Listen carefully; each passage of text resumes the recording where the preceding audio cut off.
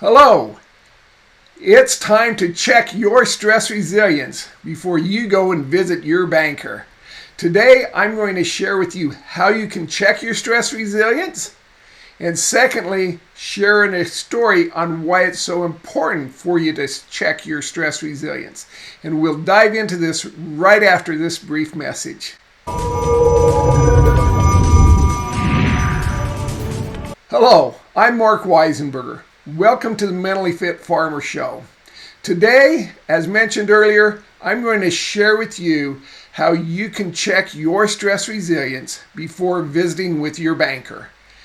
After which, I'm going to share with you a story about my father. I hope I don't go to hell for it, but I'm going to share it anyway, about my father on why it's so important to check your stress resilience. I know you're constantly stressed. Farming is a high-stressed occupation. And too many times you have too many things going on and you leave the farm, you drive into the banker's office. Well, you didn't drive into the banker's office, but you drive into the parking lot and then you walk in the banker's office. Without even giving it any thought, you just pull in, you turn the pickup off, you walk in. And who knows what's going to happen at that moment. So this is what I want you to do. First, you need to be balancing your gut-brain axis. And if you're not familiar with the gut-brain axis, I'll leave a link right above my head that you can watch a video that explains what the gut-brain axis is. But if you're new and you're not working on that, here's what I want you to do. And it's good to do even if you are working on balancing your gut-brain axis.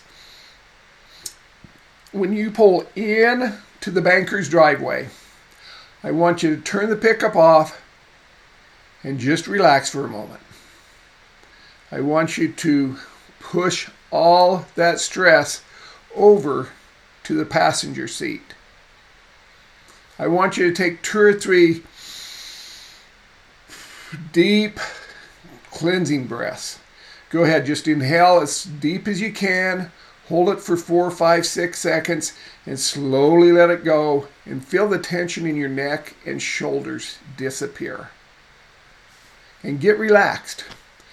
I then want you to ask yourself, what is the purpose or desired outcome I have from this meeting with the banker today? When you know what that is, and it's very clear, I want you to ask yourself, what if that purpose does not come about the way I'm thinking? What if that banker has a different idea? What could be the banker's different ideas? And then how am I going to react if one of those scenarios come up? So have that all planned before you go in to see that banker. So first, work on balancing your gut-brain axis. 2, just kind of relax for a minute. 3, take some deep cleansing breaths. 4, ask yourself what the intention is or desired outcome. 5, what are some other outcomes that could happen because your banker has a different idea. And 6, how are you going to handle that and keep your stress down and keep it to a rational conversation? Which leads me to the story I want to share about my father. About 35 years ago, potato prices were down. He had a refrigerated cellar that held about 70,000 sacks of potatoes. He had sold about 70,000 sacks of potatoes. But he knew, based upon life and history, that July and August there would always be a little bump in prices, and he knew that it would be big enough to compensate for holding them for those extra months.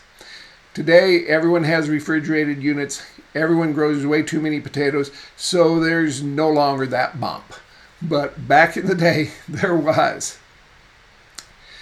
So he knew that. So that winter, 3 times he went in to his banker and asked him if that was going to impact his operating loan come spring. He laid out his whole plan, whole philosophy, everything on what was going to happen and how he saw that. And all 3 times his banker said, "Don't worry about it.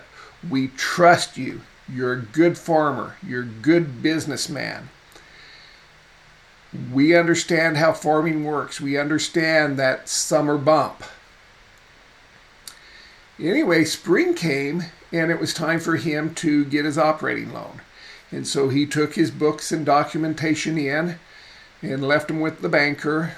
And 2-3 days later, the banker called him and said, "Hey, we have your paperwork done. Come on in and sign it. And your check's already cut. Just give us your autograph and we'll hand you over your check today." So my dad jumped in the pickup, left the farm, drove 11 miles, not giving any thought to what could possibly go on there. He carried the stress of everything that was on that farm with him inside that meeting. He gets in that meeting and the banker first document says, "Hey, in order to get your operating loan, we need you to sign this paper which gives us all your land as collateral." Now that land was worth at least 3 times, if not 4 times more than what he was asking for in that operating loan. And my dad said, What's going on?" He says, "Well, you have that potato cellar full of potatoes and you haven't sold them yet and prices are low and there's been a couple farmers file bankruptcy." And my dad said, "Well, that's why I came in 3 times during the winter to verify that there was not a problem. And you told me there wasn't a problem all 3 times. Well, sorry, that's just the way it works. If you want your operating loan, you need to sign here." And of course, the banker thought they had my dad over a barrel. But my dad stood up and made a snap decision which changed his life and the life of his family for generations to come. He stood up, looked that banker in the eye, and told him where to put it, which was where the sun doesn't shine, which I'm sure you know, and informed that banker that he would sell his farm before he ever entered into such an unfair agreement. And he turned around and walked out. Within a week to 10 days, he had all the land rented out to neighbors. He had an auction set up to sell his equipment. And I was just going to school, ending up at school when this was happening. I was kind of a late bloomer there. And I remember the call. Said, "Hey, son, the farm is gone. You better get a good job when you graduate, because you can't come back here." That decision impacted the lives for generations to come. And it was all because of that snap decision. He did not have his stress resilience in check. As we know today, we didn't know about the gut-brain axis back then. But knowing what I know now, his gut-brain axis was way out of balance because, as his good friend says, your dad was like a cat on a hot tin roof. He was a little high-strung all the time. And I talked to him, and he'd tell me about that knot in his gut. And so anyway, you'll learn more about that as you learn more about the gut-brain axis. But if he would have just gone in and stopped in that parking lot and taken a couple deep breaths, pushed all that stress of everything else that was going on in his day off into the passenger seat, had an intention or the outcome, and what if they changed his agreement? Because obviously he was worried about that.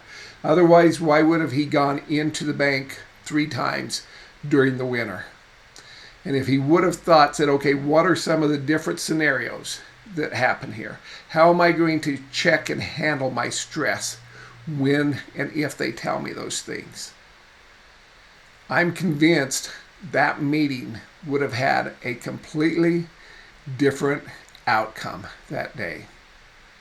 So check your stress resilience before you go into the banker or any meeting of importance, and ask yourself how you can handle your stress. And until next time, here's to your stress resilience. Have a great day.